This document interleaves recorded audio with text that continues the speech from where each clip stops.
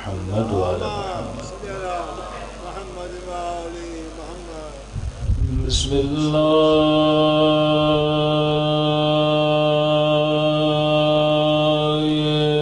الرحمن الرحيم.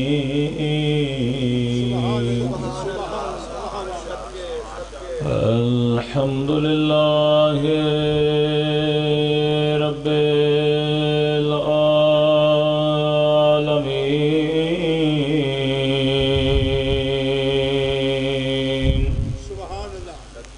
الحمد لله كما هو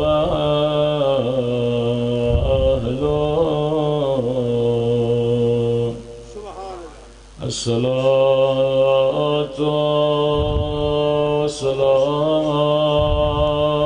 والسلام على سيد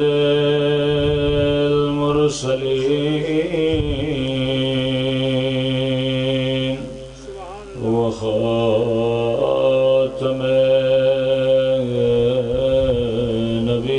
النبيين أبي القاسم محمد. اللهم صل على وعلى آله الطيبين الطاهرين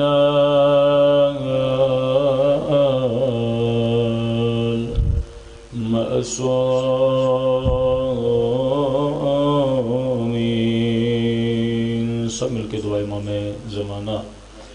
اللہم کل ولیک حجت ابن الحسن صلواتک علیہ وعلی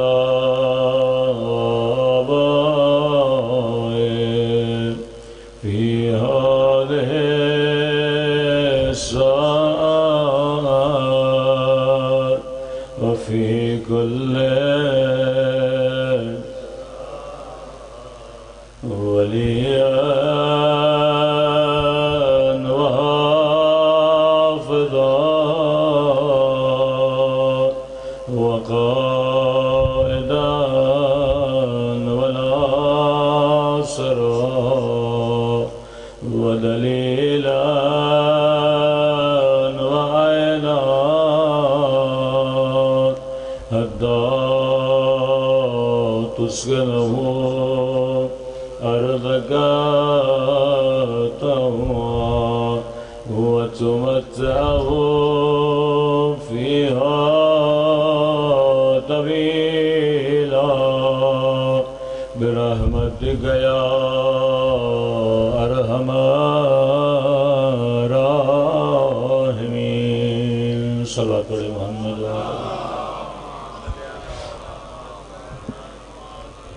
بسم اللہ الرحمن الرحیم. رب اشرح لی صدری ویسر لی امری واحلل عقدۃ من لسانی یفقهوا قولی. اما بعد فقد قال رسولنا الکریم ان الحسین مصباح الہدی وسفینۃ النجات.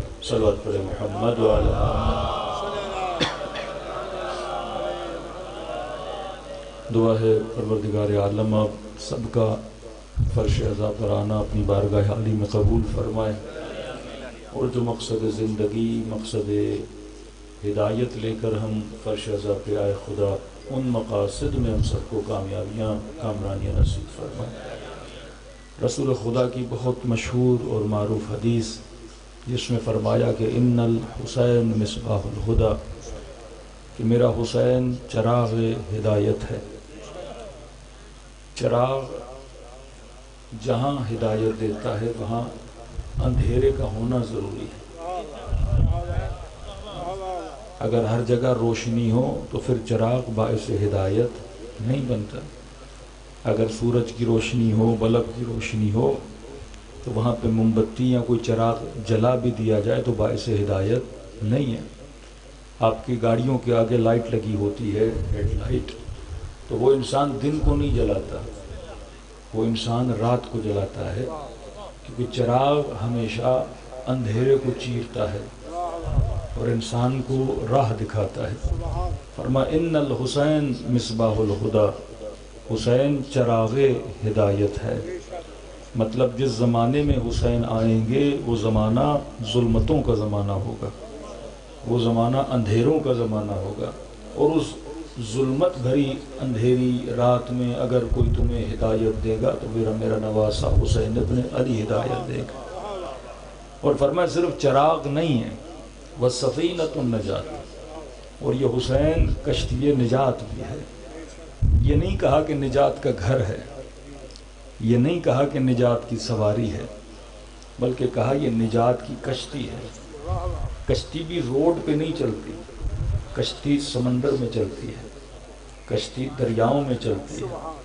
اور فرمایا جب ایک ایسا زمانہ آئے، ایک تو اندھیرا ہی اندھیرا، دوسرا تصور کرو ایک سمندر بے کراں، ایک ایسا سمندر جس میں انسان کو موجوں کا خطرہ، ڈوبنے کا خطرہ، کہ ایک انسان بہترین تیراک ہو اس کو سمندر میں پھینک دیا جائے کتنے دن تیرے گی؟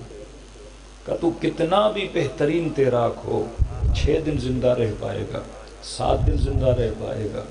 اور اس سمندر بے کراں میں اگر تیرے لیے میں نے کسی کو کشتی نجات بنایا ہے تو وہ بھی حسین ابن علی کو بنایا. تبھی فرمایا مثل اہل بیتی کسفینۃ نوح، میرے اہل بیت کی مثال کشتی نوح کی طرح ہے. فرمایا جو اس پہ چڑھا خدا اسے نجات دیتا ہے، جو اس پہ نہ چڑھا وہ انسان ہلاک ہو جاتا ہے. اب چاہے وہ نوح کا بیٹا ہی کیوں نہ ہو، بچے گا تب جب کشتی نوح پہ چڑھے گا. وہ چاہے نوح کی بیوی ہی کیوں نہ ہو، بچے گی تب جب کشتی نوح پہ چڑھے گی. تو فرمایا اپنی نمازوں پہ ناز نہ کرنا، عبادتوں پہ ناز نہ کرنا، ناز تب کرو جب کشتی نوح کے سوار بن جاؤ. تبھی آغا ششتری کہتے ہیں کہ جہاں پر بھی مجلس ہو کہ یہ تصور کیا کرو یہ فرش ازاں نہیں، یہ کشتی حسین ہے جس پہ تجھے بٹھایا گیا ہے اور تجھے راہ نجات دکھائی جاتی ہے. اب ایک سوال ہے، شہادت ہوئی 61 ہجری میں اور 1400 سال کا فاصلہ، آج تک ہم امام حسین کا غم منا رہے ہیں. کیونکہ بعض ہمارے ایسے مسلمان ہیں جو امام حسین کی شخصیت کو 61 ہجری میں محدود کرنا چاہتے ہیں کہ بھئی ایک واقعہ ہوا 1400 سال پہلے اور آپ شیعہ آج منا رہے ہو. میں نے کہا مسئلہ منانے کا نہیں، مسئلہ اعجاز الہی کا ہے کہ خدا نے 1400 سال کے بعد بھی غم حسین کو اتنا تازہ رکھا ہوا.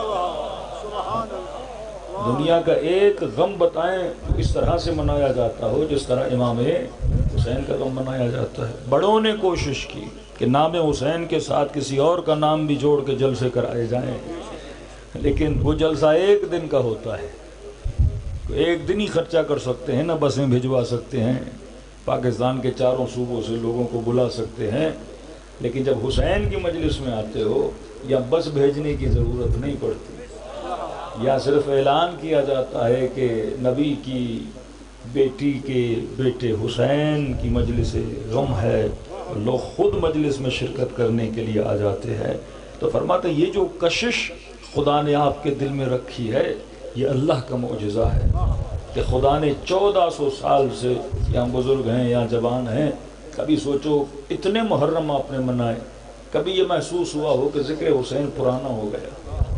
ہر سال لگتا ہے کہ پچھلے سال سے بھی ذکر حسین اور تر تازہ ہو گیا.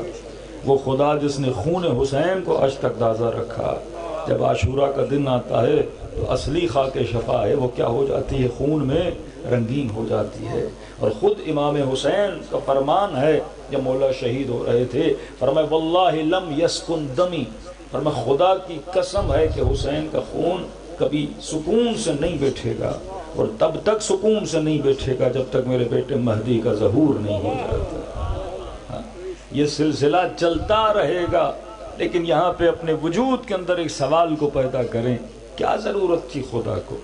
امام تو اور بھی ہیں، امام حسن بھی ہیں، امام زین العابدین بھی ہیں، پانچویں امام بھی ہیں، چھٹے امام بھی ہیں، علی ابن ابی طالب جتنی بڑی شخصیت، لیکن اتنا غم کسی امام کا اس طرح نہیں منایا جاتا جس طرح امام حسین کا منایا جاتا ہے۔ اتنی رقت کسی اور کے غم میں نہیں ہوتی جتنی خدا نے رقت حسین کے غم میں رکھی ہے۔ آج ہمارے پاس جو کچھ بھی ہے، واللہ 5 منٹ کے لیے سوچیں اگر ذکر حسین ہمارے پاس نہ ہوتا تو نہ ہمارے پاس روزہ ہوتا، نہ ہمارے پاس نماز ہوتی۔ جب شہنشاہ ایران نے پابندی لگائی ایران میں مجالس ابا عبداللہ الحسین پہ، اس وقت کے عالم اتنا گریہ کر رہے تھے، اتنا گریہ کر رہے تھے کہ ان کے شاگرد نے کہا قبلہ اتنے گریہ کی کیا ضرورت ہے، مجلس ایک مستحب عمل ہے، چلو اس سال نہیں ہوا تو کیا ہوا، آپ اتنا رو کیوں رہے ہیں؟ اگر واجب چھوٹ جاتا تو آپ اتنا گریہ کرتے، لیکن ایک مستحب مجلس ابا عبداللہ الحسین کا تجھے نہیں پتا مجلس مستحب ہے، لیکن اس مستحب سے کتنے واجب باہر نکلتے ہیں۔ ایک مستحب عمل جس کی وجہ سے لوگ دیندار بنتے ہیں، ایک مستحب عمل جس کی وجہ سے لوگوں کے دلوں میں ظالم کی نفرت پیدا ہوتی ہے، ایک مستحب عمل جس کی وجہ سے لوگ مظلوم پرور بنتے ہیں۔ اب سوال ذہنوں میں رکھیں کہ امام حسین کے ذکر کو پروردگار عالم نے اتنا بڑھاوا، اتنی نورانیت عطا کیوں کی ہے؟ کیونکہ خدا کو پتا تھا ایک زمانہ آئے گا کہ لوگوں کے درمیان کوئی امام ظاہراً موجود نہیں ہوگا، لوگوں کے درمیان کوئی نبی نہیں ہوگا، تو کون ہوگا جو اس امت کی ہدایت کرے گا؟ اب ظاہراً علی نہیں ہے، ظاہراً حسن ابن علی نہیں ہے، ظاہراً 11 امام نہیں ہے، 12واں پردہ غیبت میں ہے، یہ لوگ کسی نبی کو نہیں دیکھ سکتے۔ اور علماء فرماتے اگر نبی ہوتے بھی تو کتنوں کی ہدایت کرتے؟ اگر خدا آج 1 لاکھ نبی بھی بھیج دے تو 1 لاکھ نبی ایک وقت میں 1 لاکھ بستیوں میں جا سکتے ہیں، 1 لاکھ شہروں میں جا سکتے ہیں، 1 لاکھ گاؤں میں جا سکتے ہیں، پھر اس گاؤں میں بھی ایک ہی مسجد میں جا سکتے ہیں۔ خدا نے کہا میں ایسا بندوبست کروں گا کہ حسین کی مجلس لاکھ نہیں کروڑوں نبیوں کا کام کر کے دکھائے۔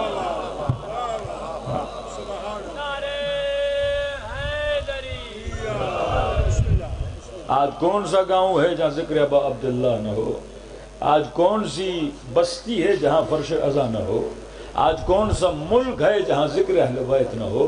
پاکستان سے یورپ چلے جائیں، یورپ سے امریکہ چلے جائیں، جہاں جہاں جاتے ہیں وہاں ذکر اہل بیت ہے۔ تو فرش ازاں وہ کام کرتا ہے جو انبیاء کی خواہش تھی، جو اولیاء کی خواہش تھی۔ نوح نے 900 سال تبلیغ کی، اس تبلیغ کے نتیجے میں ملتا ہے حضرت نوح تقریباً 50 سے 60 بندے مؤمن کر پائے۔ 900 سال کی تبلیغ اور 50 سے 60 بندے مؤمن کر پائے۔ یا حسین کی مصائب کا ایک جملہ بندے کو مومن بنا دیتا ہے۔ کتنے لوگ آپ کو ملیں گے جو کہتے ہیں ہمارے اندر اگر تبدیلی آئی تو کس کی وجہ سے؟ مجلس ابا عبداللہ حسین کی وجہ سے۔ ایک جوان اسی محرم میں ملا، میں قبلہ میں شراب کا عادی تھا اور میں نے کچھ سال پہلے شراب چھوڑ دی۔ بڑا ماں نے سمجھایا، باپ نے سمجھایا، بڑی چیزیں، لیکن میرے اوپر اثر نہیں ہوتا تھا۔ کہ ایک مصیبت کا جملہ سنا میں نے، ایک مصیبت کا جملہ کہ جب یزید کے سامنے تشت میں ابا عبداللہ الحسین کسا تھا اور یہ لعین جام شراب پی رہا تھا اور بچی ہوئی شراب کو پھینکتا بھی جا رہا تھا، کہ بس ایک مصیبت کے جملے نے مجھے بیدار کر دیا کہ ارے وہ تو یزید تھا، تو حسین کا چاہنے والا ہے۔ کہ اتنی نفرت میرے دل میں پیدا ہو گئی کہ میں ویسا بنوں جیسے میرے امام زین العابدین تھے۔ تو فرمایا آخری زمانے میں اگر تجھے نجات ملے گی تو کس کے ذریعے سے؟ ابا عبداللہ حسین کے ذریعے سے۔ ہو سکتا ہے کوئی آپ کا برادر اہل سنت ہو، وہ آپ پر اعتراض کرے کہ بھائی کیا ہے ذکر حسین میں کہ اتنا ضروری ہے؟ کیا ہے ولایت امیر المؤمنین میں کہ آپ بارہا کہتے ہو رسول کا فرمان ہے اگر پہاڑ جتنا سونا بھی اللہ کی راہ میں دے دے، صبح سے شام تک نمازیں پڑھتا رہے، پورا سال روزہ رکھتا رہے، پر محبت اہل بیت نہیں، تو فرمایا سارے اعمال کیا ہو جائیں گے؟ ضائع ہو جائیں گے۔ کیا یہ ممکن ہے ایک بندہ صبح سے شام تک اللہ کی نماز پڑھے خدا پھر بھی اسے جہنم میں ڈال دے؟ کیا یہ ممکن ہے کہ پورا سال کوئی بندہ روزہ رکھے اللہ پھر بھی اسے واصل جہنم کر دے؟ ہم نے کہا ممکن ہے، قرآن پڑھو تو ممکن ہے۔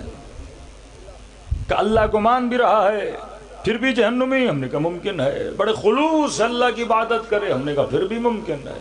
کہ کیسے؟ ہم نے کہا قرآن پڑھو۔ اللہ نے جب حضرت آدم کو بنایا تو تمام ملائکوں کو کہا کہ آدم کو سجدہ کرو۔ اچھا یہ بھی تو سوچا کرو کہ آدم کو سجدہ کیوں کریں؟ اللہ کہتا آدم کو مانو، لیکن یہ کہا کہ سجدہ کرو۔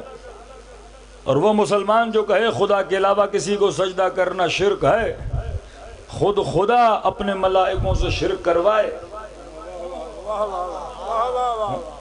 کہ سارے ملائک کسے سجدہ کرتے تھے؟ وحدہ لا شریک کو سجدہ کرتے تھے، اور وہ خدا کہے کہ اسجدوا لآدم کہ کسے سجدہ کرو؟ آدم کو سجدہ کرو۔ تو سوال تو بنتا ہے پروردگارہ آدم کو سجدہ کیوں کریں؟ تو ایک تھا جس کا نام تھا ابلیس، اس نے کہا پروردگار میں تیری ایسی عبادت کروں گا جیسی عبادت پوری کائنات میں تیری کسی نے نہیں کی، لیکن بس ایک کام کر دے کہ مجھے آدم کو سجدہ نہ کروا۔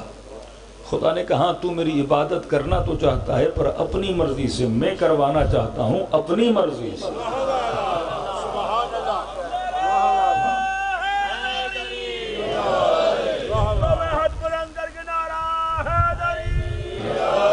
تو اپنی مرضی سے کروانا چاہتا ہے، میں خدا اپنی مرضی سے کروانا چاہتا ہوں۔ تو اللہ کو مانتا تھا پر جس کا انکار کر رہا تھا وہ ولی اللہ کا انکار کر رہا تھا۔ یہ اصول الہی ہے کہ خدا کسی بندے پہ فیض و کرم بھیجتا ہی نہیں ہے جب تک وہ ولی خدا کو نہ مانے۔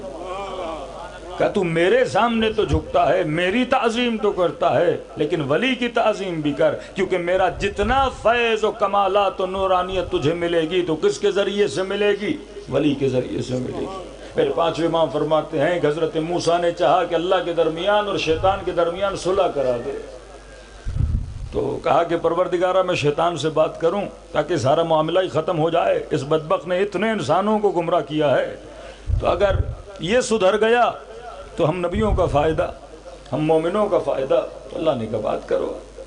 حضرت موسیٰ نے بات کی تو شیطان بس کر دے، توبہ کر دے کہ خدا نہیں بخشے گا، کہ وہ رحم الراحمین ہے، اکرم الاکرمین ہے، میں بات کروں گا، موسیٰ کلیم اللہ بخش دے گا۔ توبہ کرو گے کہ اس سے اور اچھا کیا چاہیے؟ اگر خدا اتنے گناہوں کے بعد بھی میری توبہ کو قبول کرے گا تو مجھے منظور ہے۔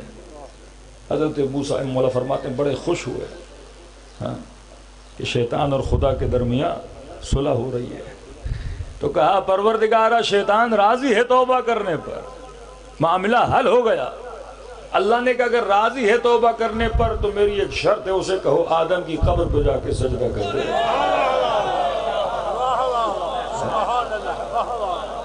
اب کہیں آپ کو یہ محسوس نہ ہو کہ یہ خدا اور شیطان کی کوئی علیاذ باللہ ضد چل رہی ہے، وہ کہہ رہا ہے نہیں کروں گا، اللہ کہہ رہا ہے کرنا پڑے گا۔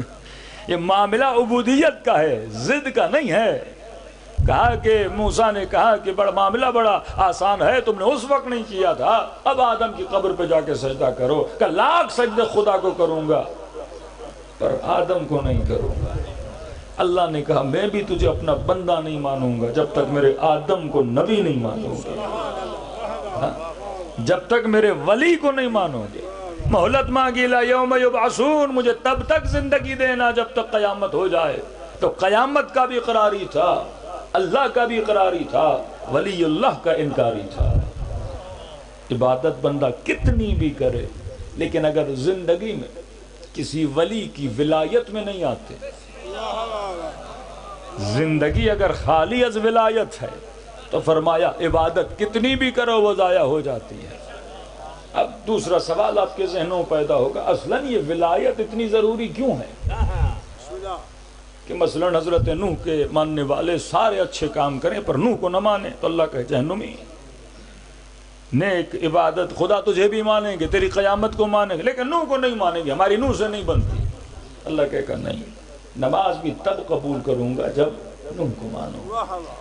عبادت بھی تب قبول کروں گا جب میرے ولی کو مانو۔ اب یہاں پہ مسلمانوں کی وہ حدیث ہیں کہ میری امت میں 73 فرقے ہوں گے، ایک فرقہ جنتی ہوگا، 72 فرقے گمراہی پر ہوں گے۔ فرمایا جب تک انسان مسافر راہ ولایت نہیں بنتا تب تک اس کی عبادتوں کو خدا قبول نہیں کرتا۔ اب ذہنوں میں سوال پیدا ہوگا کہ یہ ولایت اتنی ضروری کیوں ہے؟ اتنا اصرار کہ میرے ولی کو مانو، میرے نبی کو مانو، نبی کے بعد اس کے بنائے ہوئے امام کو مانو۔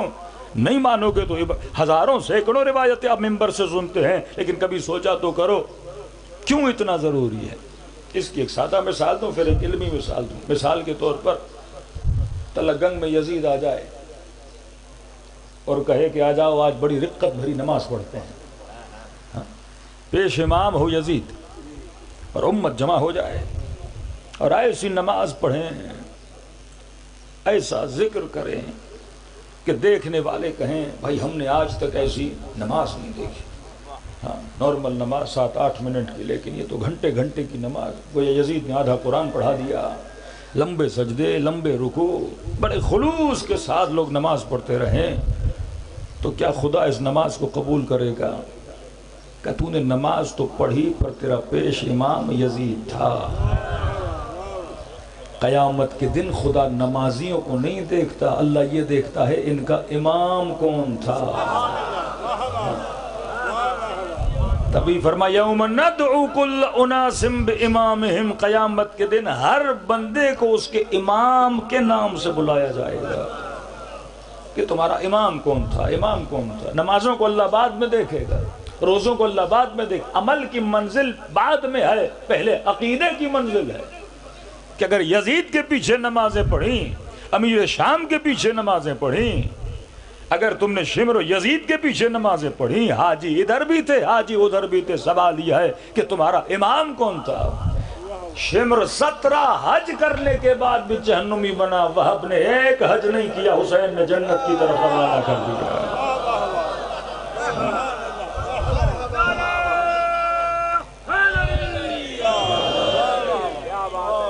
اللہ پہلے امام کو دیکھتا ہے تو کس کے پیچھے چل رہا ہے۔ اب ایک علمی دلیل دوں تاکہ آپ کو ولایت کی اہمیت سمجھ میں آ جائے کہ کیوں اہل بیت کو ماننا ضروری ہے۔ کہ آپ کہیں مولانا صبح سے شام تک مسلمان حج کریں، نماز پڑھیں، روزہ رکھیں، پھر اتنی حدیثیں ہیں کہ جہنم میں چلے جائیں گے، کیونکہ اگر امام صحیح نہیں تھا۔ 72 نے اپنا امام حسین کو بنایا۔ آج تک یہی جنگ ہے، سب سے بڑا اختلاف جو شیعہ سنی کے بیچ میں ہے وہ ولایت کا اختلاف ہے، ورنہ نمازی ادھر بھی ہیں نمازی ادھر بھی ہیں، شاید اعمال میں ہم سے بہت زیادہ وہ آگے ہوں، لیکن مسئلہ کس چیز کا ہے؟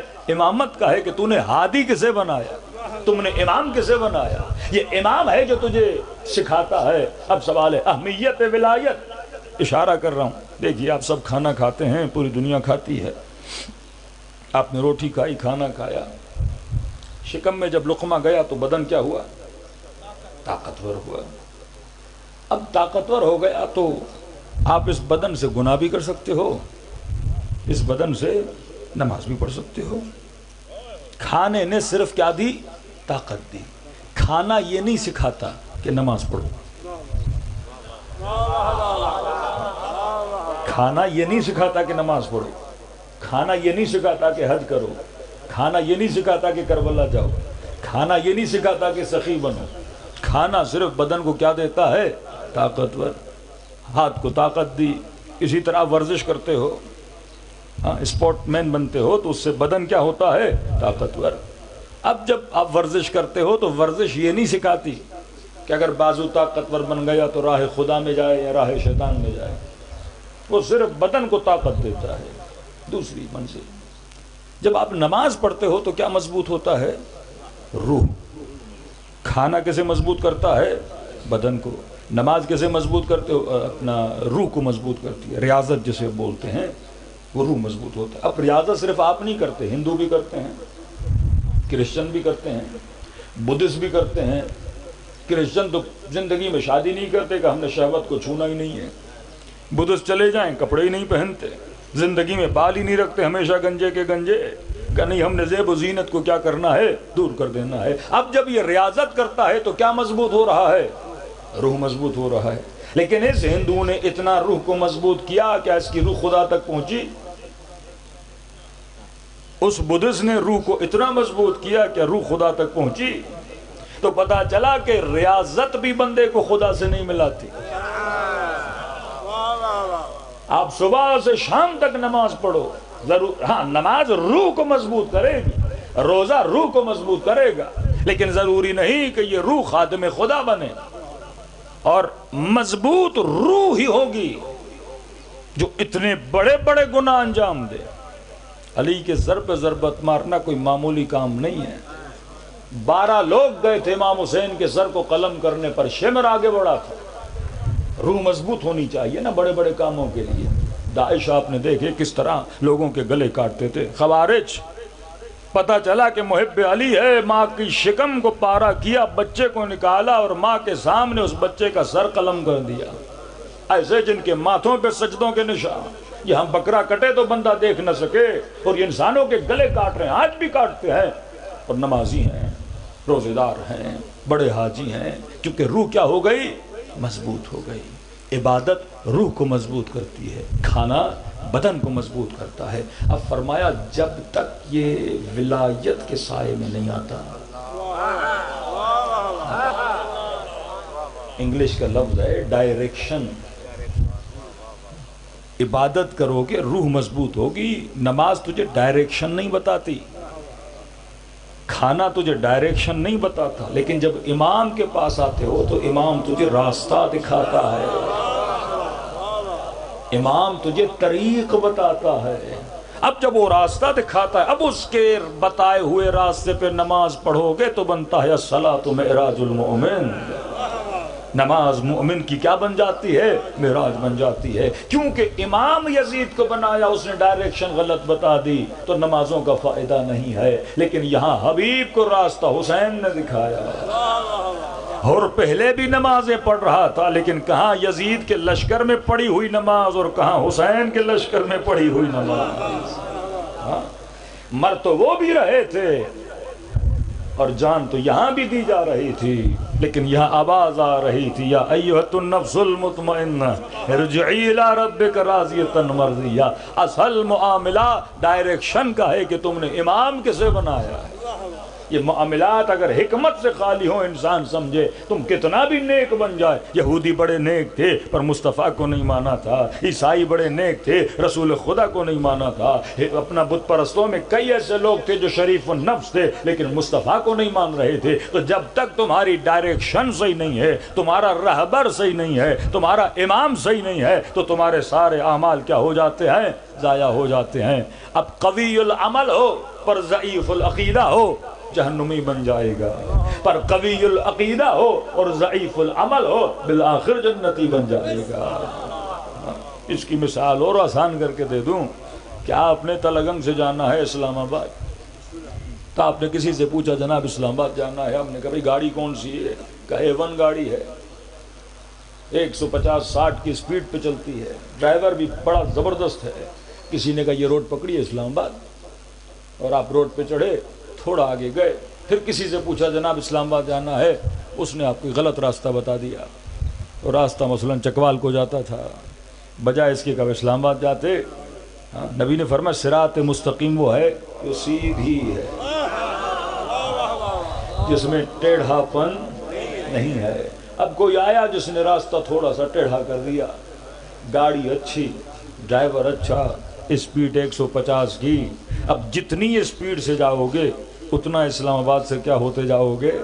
دور ہوتے جاؤ گے. مسلمانوں کی اسپیڈ بڑی اچھی ہے، نمازیں بڑی لمبی ہیں، عبادتیں اور قراءتیں بڑی لمبی ہیں، پر راستہ کیا ہے؟ اگر راستہ غلط ہو خوارج کی طرح تو انسان ہدف و منزل سے کیا ہو جاتا ہے؟ دور ہو جاتا ہے. دوسری جگہ غریب مومن جس کی گاڑی مثلا خٹارہ ہے، 30-40 کی سپیڈ سے زیادہ نہیں چلتی ہے، اس نے کہا جناب اسلام آباد جانا ہے. اس کو لوگوں نے صحیح راستہ بتا دیا، وہ صحیح ٹریک پہ چلا، گاڑی چل تو آہستہ رہی ہے پر کیونکہ راستہ صحیح ہے بالآخر وہ منزل تک پہنچ جائے گی. تو اگر ہمارا چاہنے والا ہے عمل کی کمی ہو لیکن راستہ اگر صحیح ہو بالآخر وہ جنت میں پہنچ جاتا ہے.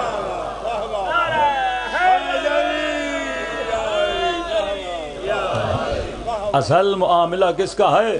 راستہ کا۔ بہت بڑے شخصیت ہیں تاریخ اسلام کی، نام ہے حسن بصری، اہل سنت بہت احترام کرتے ہیں ان کے لیے، عزیز اور جلیل القدر شخصیت ہیں، کیونکہ بڑے عابد تھے، بڑے زاہد تھے، لیکن جنگ صفین ہوئی تو امیر المومنین کا ساتھ نہیں دیا۔ مولا گزر رہے تھے اور حسن بصری کو دیکھا، وضو کر رہے تھے، اور وضو کرتے کرتے پانی بڑا ضائع کر رہے تھے، تو مولا تھے لِعَامِرَ بِالْمَعْرُوفِ وَانْهَى عَنِ الْمُنْكَرِ، فوراً کہا حسن بصری وضو تو کر رہے ہو، پانی کا اسراف نہ کرو، تھوڑے پانی میں بھی وضو ہو سکتا ہے، کیوں اتنا پانی ضائع کر رہے ہو؟ یہ وضو کرتے کرتے اس نے علی کو دیکھا کہ علی میرے پانی کے اسراف پہ بڑا دکھ ہو رہا ہے، اور صفین میں اتنے مسلمانوں کا خون بہا دیا۔ کہ وہ اسراف نہیں تھا، اتنے مسلمانوں کا خون نا حق بہا دیا علی، وہ خون تجھے نظر نہیں آیا؟ میرا پانی نظر آ رہا ہے۔ امام نے فرمایا خون نا حق تھا؟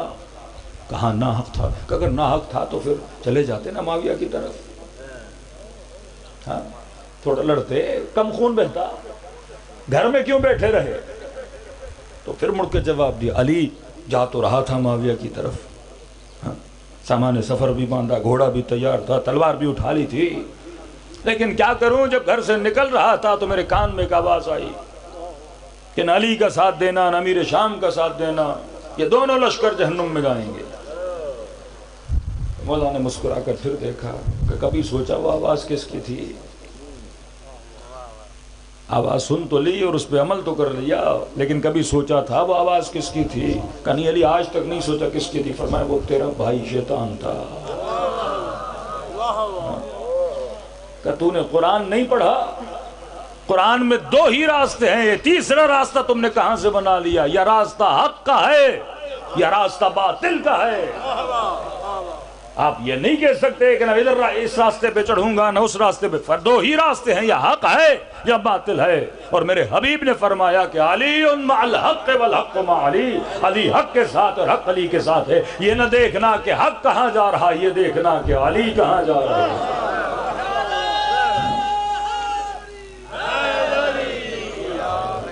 اصل معاملہ راہ حق کا ہے۔ اگر راہ حق کے مسافر ہو پھر نماز پڑھو تو معراج ہے، راہ حق کے مسافر ہو پھر عبادت کرو تو خدا کیا دیتا ہے؟ اجر دیتا ہے۔ وقت کیونکہ کم ہے، کبھی کبھی ایسا نہ ہو کہ ہم ولایت کے فضائل سن سن کر جری ہو جائیں۔ کبھی ہوتا ہے نا، ہم اللہ کی رحمت اتنی سناتے ہیں اتنی سناتے ہیں اتنی سناتے ہیں، بندہ کہتا ہے جو من میں آئے کرو، خدا ارحم الراحمین۔ بچہ غلطی کرے نا، ماں معاف کرتی جائے تو اولاد کیا ہو جاتی ہے؟ جھری ہو جاتی ہے۔ جو بھی کروں اماں نے تو کیا کرنا ہے؟ بابا سے چھڑوا کے مجھے معاف کر دینا۔ ایک دن سبق لکھ کے نہ جاؤ، ٹیچر چھوڑ دے، دوسرے دن بھی چھوڑ دے، تیسرے دن بھی چھوڑ دے، تو بندہ کہتا اب لکھنے کی ضرورت ہی نہیں ہے۔ کچھ ایسے لوگ تھے جنہوں نے اہل بیت کی ولایت کی اہمیت کی جتنی احادیث تھی انہی کے ذریعے سے لوگوں کو گمراہ کرنا شروع کر دیا۔ کئی لوگ تھے جن پر معصومین نے لعن و طعن کیا، فرمایا یہ ہمارے چاہنے والے نہیں ہو سکتے۔ اگر انسان امیر المؤمنین کو امام مانتا ہے، یا آپ سنتے ہو کہ خدا اتنا مہربان ہے، اتنا کریم ہے کہ بندوں کو کہے میں 40 ماؤں سے زیادہ تم سے محبت کرتا ہوں، میں تمہارا دوست ہوں، پھر کہا دوست سے وفا کی جاتی ہے، جفا نہیں کی جاتی۔ امام اگر علی جیسا ہو تو اس سے کیا کی جاتی ہے؟ وفا کی جاتی ہے۔ حاجب تاریخ میں ایک شاعر گزرا ہے، وہ اسی ٹولے کا تھا۔ اکثر ہمارے شعراء بعض ایسے ایسے قصیدے لکھتے ہیں کہ اس کے بجائے کہ لوگ ہدایت پائیں، لوگ گمراہی کے راستے پہ چلنا شروع ہو جاتے ہیں۔ اکثر الحمدللہ شعراء اچھے، بعض شعراء کی بات کر رہا ہوں، جیسے میں نے دیکھا اکثر شعراء جب قبر کی بات کرتے ہیں تو کہتے ہیں منکر و نکیر آئیں گے، ہم ایک نعرہ حیدری لگائیں گے، منکر و نکیر وہ ایسے کہتے ہیں بھاگ جائیں گے جیسے منکر و نکیر علی والے نہیں ہوں گے۔ کوئی فرشتہ ہی نہیں بنتا اگر علی کی ولایت کا اقرار نہ کرے۔ وہ ہم سب سے زیادہ ولائی اہل بیت کے چاہنے والے اور ماننے والے ہوں گے۔ معاملہ قبر کیا ہے، کبھی زندگی ملی تو آپ کی وضاحت ذہنوں میں رکھوں گا۔ تو یہ حاجب تھا، اس نے شعر لکھا امیر المومنین کی فضیلت میں، فارسی کا مصرع لکھا کہ اگر معاملہ یہ حشر با علی است، کہ بھئی اگر حشر کا معاملہ کس کے ہاتھ میں ہے؟ علی کے ہاتھ میں ہے۔ حدیثیں تو ہے نا، یا علی انت قسیم النار والجنہ، علی جنت و جہنم کا تقسیم کرنے والا، حوض کوثر پہ پانی پلانے والا، لوائے حمد کو اٹھانے والا۔ اب کہا کہ اگر حشر کا معاملہ علی کے ہاتھ میں ہے تو کہا پھر جو دل میں آئے کرو۔ یہ بالکل ایسے سمجھ رہے ہیں جیسے کسی کا والد ایس پی ہو، کسی شہر کا ڈی ایس پی ہو، پھر کہے جو میرے من میں آئے میں کروں، کیونکہ ابا جو ہیں میرے ڈی ایس پی لگے ہوئے ہیں۔ یہاں کرپٹ حکومتیں ہیں، جنہوں نے پلیٹ میں رکھ کے علی کو حکومت دی وہ طلحہ و زبیر تھے۔ وہ سختی کی علی امیر المؤمنین نے کہ جنگ پہ راضی ہو گئے امیر المؤمنین کے ساتھ۔ اس نے کہا اگر معاملہ حشر با علی است، اگر حشر کا معاملہ علی کے ہاتھ میں ہے پھر جو من میں آئے کرو۔ مجمع خوش ہو گیا، بھائی ایک چھوٹ مل گئی ہمیں، اور واہ واہ اشرفیہ بڑا خوش ہوا۔ کہتا رات کو سویا تو خواب میں امیر المومنین کو دیکھا، بڑے غضبناک تھے علی مجھ پر۔ کہا تجھے شرم نہیں آتی ایسے شعر لکھتے ہوئے جس میں تم لوگوں کو بجائے اس کے کہ رنگ ولایت میں ڈھالو، تم اسے رنگ ولایت سے ہٹا کر رنگ غیر ولایت میں ڈال رہے ہو؟ کہ اگر شعور ہوتا تو اس طرح لکھتا کہ اگر معاملہ حشر با علی است، کہ اگر حشر کا معاملہ علی کے ہاتھ میں ہے پس شرم از رخ علی کن و کم گناہ کن۔ اگر حشر کا معاملہ علی کے ہاتھ میں ہے تو علی کے چہرے سے شرم کر اور کم گناہ کر۔ صحبت علی انسان کو سلمان بناتی ہے، صحبت علی انسان کو حبیب ابن مظاہر بناتی ہے۔ اگر شرم از رخ علی کن، بہت بڑا شاعر ہے چھٹے امام کے زمانے میں، اس کا نام تھا حمیری، سنا ہوگا لوگوں نے۔ اس کے اندر دو عیب تھے، ایک تو چار امامی تھا، حضرت زید تک مانتا تھا، چھٹے امام کو امام نہیں مانتا تھا، فرزند رسول مانتا تھا۔ دوسرا عیب یہ تھا اہل بزم تھا۔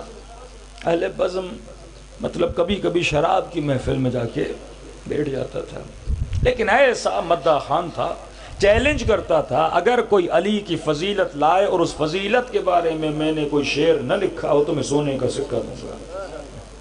ایک فضیلت امیر المؤمنین کے لاؤ، اور اگر میں نے اس فضیلت کے بارے، یہ نہیں کہ شعر اس وقت کہوں گا، پہلے سے میں نے لکھا ہوا ہے، مطلب کوئی ایسی فضیلت علی نہیں ہے جو میری نظروں سے نہ گزری ہو، ایسا شاعر۔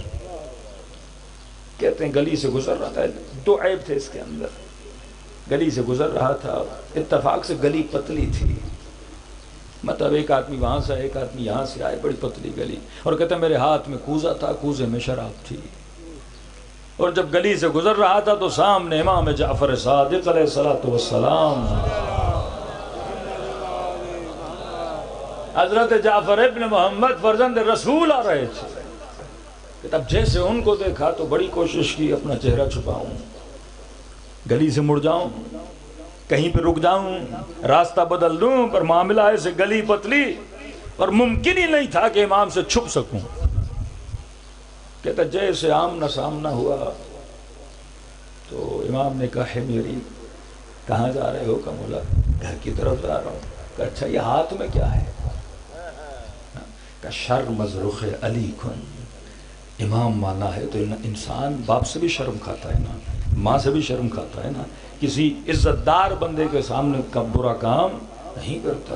اب جو عزیزوں کا عزیز ہو، جس کا ادب انبیاء کریں، جس کی منتظر کائنات ہو، جو پردے غیب کا امام ہو، انسان اس کے حضور میں اگر گناہ کرے تو کہا کوزے میں کیا ہے؟ کہتا کیا بولتا کہ کوزے میں شراب ہے؟ دل کر رہا تھا کہ زمین پھٹ جائے اور حمیری تو دفن ہو جائے۔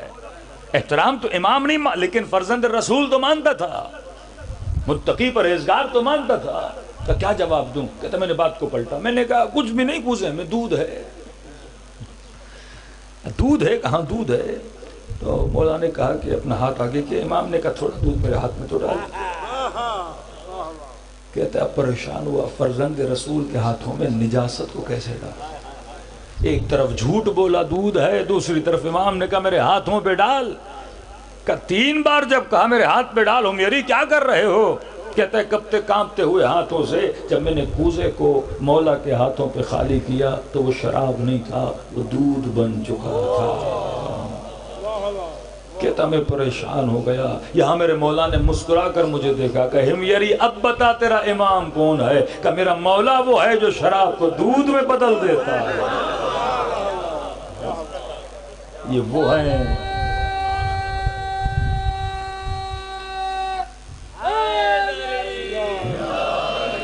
وہ ہیں جو ظلمتوں کو نور دیتے ہیں. یہ وہ ہیں جو بندوں کو جہنم سے نکال کر جنت میں لے کر آتے ہیں. یہ وہ ہیں جو حر کو بخشش عطا کر کے صحابی بنا دیتے ہیں. کہاں حر کہاں رومال سیدہ فاطمہ زہرا. یہ مذاق نہیں ہے میرے عزیز. کسی صحابی کے ماتھے پہ حسین نے رومال نہیں باندھا، حر کے ماتھے پہ. کسی نے پوچھا کیوں باندھا حر کے ماتھے پہ؟ کہا کیونکہ حر نے فاطمہ کا ادب کیا تھا. یہ ادب اہل بیت کو بڑا پسند ہے. کہ نبی کی بیٹی کا ادب. حر چاہتا حسین کو کہہ دیتا. کیا کرتے امام حسین حر کا؟ بدن پہ گھوڑے دوڑا دیے لوگوں نے، سر قلم کر دیا، سیدانیوں کی چادریں لوٹ دی، خیموں کو آگ لگا دی، اور ایک جملہ کہہ دیتا. اتنے بڑے لشکر کا سپہ سالار تھا. 1/3 لشکر یزید کا سپہ سالار کون تھا؟ حر تھا. کہ جب خیمہ ابا عبداللہ کی طرف عاشورہ کے دن دوڑا تو اکثریت نے یہ سمجھا کہ حر نے پہل کر کے حسین پہ حملہ کر دیا ہے. لیکن جب خیام حسینی کے قریب پہنچا تو اس نے خود کو زین سے زمین کی طرف گرا دیا، اور کہ گرانے کے بعد اپنے جوتے اتار کے اپنی گردن میں ڈالے. یہ ضعف و ناتوانی اور توبہ کی علامت تھی کہ جب موسیٰ انک فی الواد المقدس تو وادی مقدس میں فخلعن علیک اپنی جوتیاں اتار کے کہا. حر نے اپنے گردن میں جوتیاں ڈال دیں. بیٹے غلام پیچھے تھے، آنکھوں پہ پٹی باندھی، ہاتھ میں رسیاں باندھی. کہ جب حسین میرے سامنے آئے نا بیٹا مجھے بتا دینا. کہ ایک مرتبہ غلام نے کہا اللہ اکبر. کہ حسین آ گئے؟ کہ نہیں علی اکبر استقبال کے لیے. ایک مرتبہ غلام اور بیٹے نے 2 مرتبہ آواز دی اللہ اکبر اللہ اکبر. کا کیا ہو گیا؟ حسین آ گئے؟ کہ نہیں عباس استقبال کے لیے آ رہے ہیں. ایک مرتبہ تینوں نے آواز بلند کی اللہ اکبر. کا کیا ہوا؟ کہ خود حسین خیمے سے نکل کے آپ کے استقبال کے لیے آ رہے ہیں. جیسے قریب پہنچے سب سے پہلے ان کی آنکھوں سے پٹی اتاری. اور آنکھوں پہ پٹی کیوں باندھ دیے؟ کہ مولا کاش اندھا ہو جاتا، آپ کی آنکھوں میں آنکھیں ڈال کے نہ دیکھتا. گناہ کیا ہے، احساس شرمندگی دیکھو، یہ ہے توبہ. ہاتھوں سے رسیاں کھولی اور ہاتھوں میں رسیاں کیوں باندھ دیے؟ کہ مولا کاش بازو کٹ جاتے، کبھی لجام فرس میں ہاتھ نہ ڈالتا. سینے سے لگایا، جنت کی مبارکبادی دی، شہادت کا پیغام دیا، اور ہم تم سے راضی ہو گئے اور تم نے بڑا کام کر دیا. اور جب سب چھوڑ کے چلے گئے اس وقت تو حسین کے پاس چل کے آیا ہے. لیکن تاریخ کربلا لکھتی ہے حر تھا جس نے رونا بند نہ کیا. آنکھوں سے آنسو جاری ہی جاری تھے. کہ حر معاف کر دیا، بس کرتے، جنت کی بشارت دے رہا ہوں میں راضی. فرمایا مولا اگر ایک چیز کی اجازت دے دیں. کہ حر کون سی؟ اگر برا نہ لگے میں زہرا کی بیٹیوں سے معافی مانگ لوں. اور جب میں نے معاف کیا تو سمجھو میری بہنوں نے معاف کیا. اتنا اصرار کیوں کر رہے ہو؟ کہ مولا جب آپ کا راستہ روکا تھا مجھے کچھ اماریوں سے، کچھ بیویوں کے رونے کی آواز آئی. ادب زہرا. دوسرا اتنی فکر تھی کہ میں نے زہرا زادیوں کو رلایا ہے. ایک طرف کردار حر، اجازت ملی، خاک کربلا پہ بیٹھ کے فریادیں کر کے کہنے لگا اے زہرا کی بیٹیوں، کائنات کا سب سے بڑا گنہگار آج معافی مانگنے آیا ہے. بی بی زینب نے انہوں محمد سے کہا کون ہے؟ کہا ماں یہ وہی ہے جس نے ماموں کا راستہ روکا تھا، ماموں نے معاف کر دیا۔ کہا بیٹو بڑے ادب سے جانا اور کہنا ماموں حر زہرا کی بیٹی سلام دیتا ہے۔ حسین نے بھائی کہا تو زینب نے بھی بھائی کہہ دیا۔ اگلے جملے نے حر کے کلیجے کو پارا پارا کر دیا کہ ماموں حر اماں کہتی ہیں کہ آج زہرا کی بیٹی تجھ سے شرمندہ ہے۔ یہ سننا تھا، خاک کربلا سر پہ ڈال دے لگا، ارے مجھ سے کیوں شرمندہ ہے؟ کہ اماں کہتی ہیں علی کے در پہ جب بھی کوئی مہمان آیا خالی ہاتھ نہیں گیا۔ آج کیا کریں کہ پلانے کے لیے پانی نہیں ہے، کھلانے کے لیے کھانا نہیں ہے، لیکن میں علی کی بیٹی وعدہ کرتی ہوں قیامت کا دن ہوگا، حوض کوثر ہوگا، نانا کو کہوں گی نانا یہ تب آیا تھا جب سب میرے حسین کو چھوڑ کے چلے گئے۔ ایک ایک آنسو کی قیمت ادا کی جاتی ہے۔ چھٹے امام فرماتا ابھی ذاکر نے مسائل پڑھے نہیں، پڑھنا چاہتا ہے، تو رویا نہیں، رونا چاہتا ہے۔ فرمایا تم سب کے سروں کے پیچھے میری دادی زہرا کھڑی ہو جاتی ہے، دعا کے لیے ہاتھوں کو بلند کرتے ہیں، خدا یہ میرے حسین کا عزادار ہے، میں زہرا اس سے راضی، تو بھی اس سے راضی ہو جا۔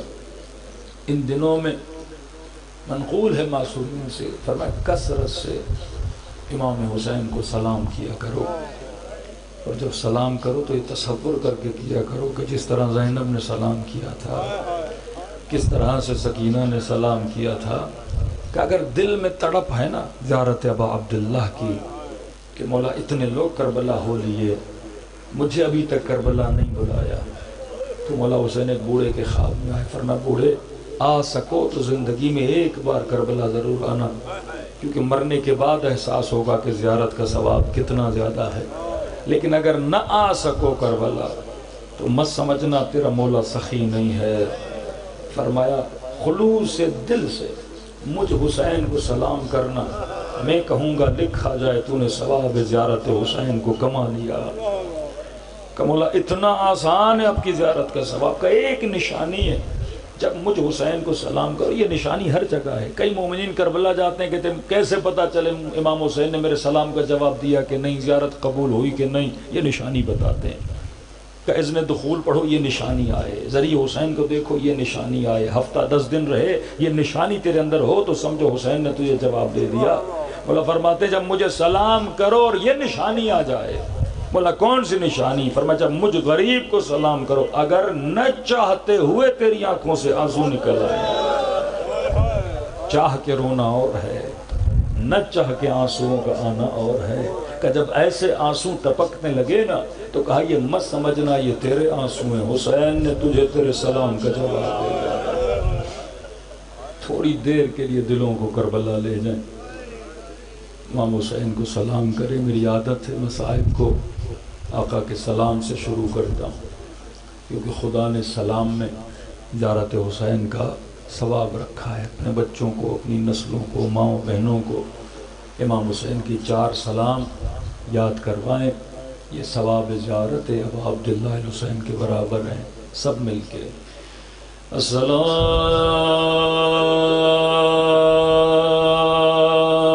علی الحسین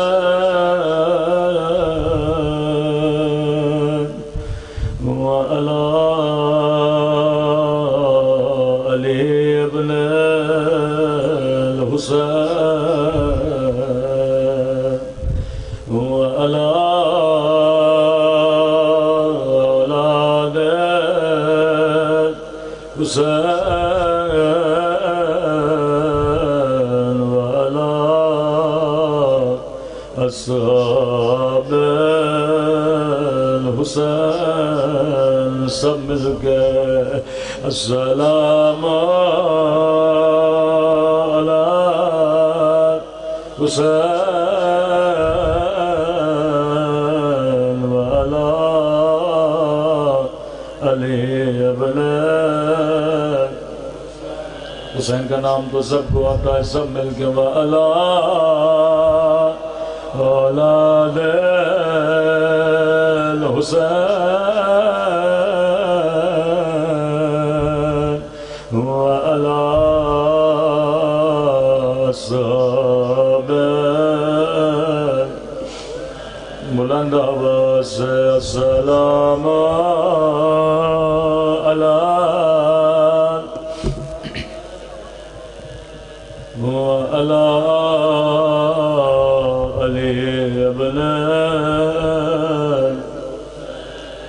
وعلى أولاد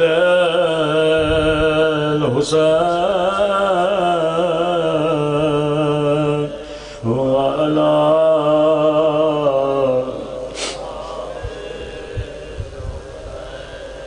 میرا سلام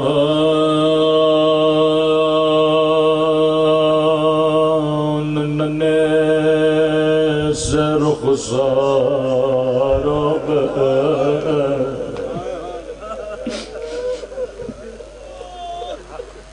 یہ سلام کسی عام ذاکر کا سلام نہیں، یہ سلام کسی عام عالم کا سلام نہیں۔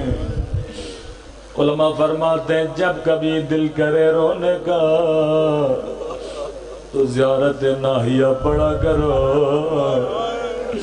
یہ امام زمانہ فرزند زہرا کا پڑا ہوا نوحہ ہے، یہ کلام معصوم ہے۔ سنے کربلا کے مصائب کیسے پڑھتے تھے، فرمایا میرا سلام ننے سے رخسار پہ۔ میرے مولا نے نام نہیں لیا، اشارہ کیا، اللہ جانے یہ علی اصغر کے رخسار ہے، اللہ جانے یہ قاسم کے رخسار ہے۔ جواب میرے مولا نے خود دیا، میرا سلام ننے سے رخسار پہ، جن کا رنگ بدلتا رہا، یہ نہیں کا رنگ بدل گیا بلکہ بدلتا رہا۔ کبھی شمر کے تماچوں نے رنگ سیاہ کیا،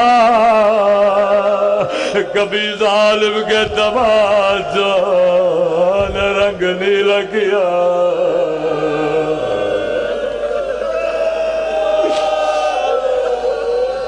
فرمایا مومن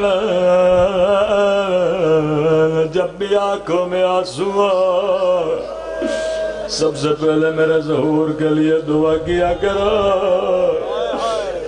پوچھا مولا اللہ کو کون سا واسطہ دوں؟ فرمایا خدا کبھی تو بیویوں کا واسطہ رد نہیں کرتا، ایک میری پھوپھی زینب کا واسطہ، دوسرا میری 4 سالہ سکینہ کا واسطہ۔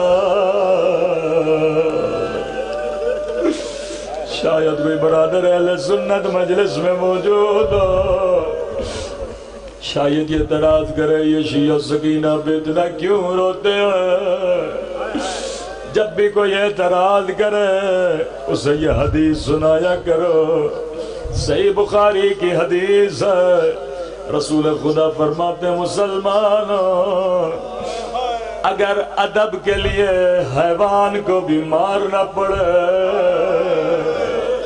ویسے مارا نہ کرو، ادب کے لیے اگر حیوان کو بھی مارنا پڑے میرے نبی فرماتے ہیں اس کے بدن پہ مارا کرو، کبھی چہرے پہ نہ مارا کرو۔ میرے چوتھے امام فرماتے ہیں اتنے تماچے مارے گئے کہ بچی کے چہرے کی رنگت بدل گئے۔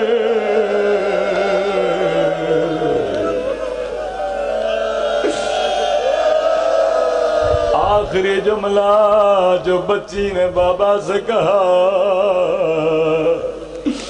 اللہ کسی بچی کو بابا کا کٹا ہوا سر نہ دکھائے۔ مولا فرماتے ہیں جب بابا کا کٹا ہوا سر سکینہ کی گود میں آیا، سینے سے لگایا، میرے غریب الوطن بابا میرے 3 دن کے پیاسے بابا بابا ذرا آنکھیں کھولو ذرا میرے زخمی کان دیکھو ذرا میرے رخسار دیکھو میرے چوتھے امام فرماتے ہیں ایک جملہ کہا بچی کی روح برباد کر گئے کہنے لگی بابا میرے غریب بابا او بابا تیری بچی کا رخسار چھوٹا تھا لیکن ظالم کا ہاتھ بڑا تھا